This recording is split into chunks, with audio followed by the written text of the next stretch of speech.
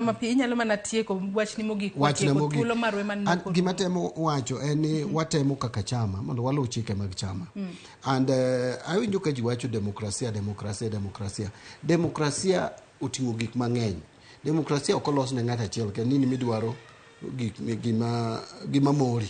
Demokrasia be protect jok michung' negi. Demokrasia no protect party. Koro kineno ni tek party nigi chike matek ahinya.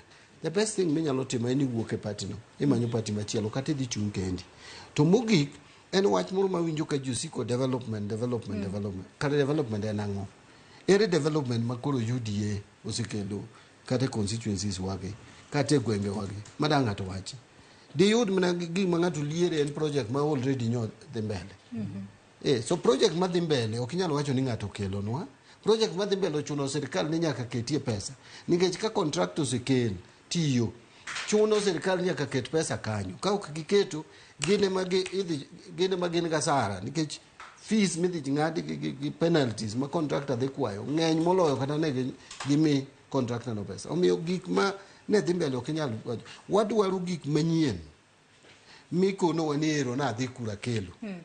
Party panisha to magi gik makelo. To yawa gi onge gik magi nyalo kelo ni Joyce anyisi no. Thuolo marwe man noko. Onge ng'ama nyalo kelo ni gimoro maket ni e mesa ka ni magi gik magiyudo.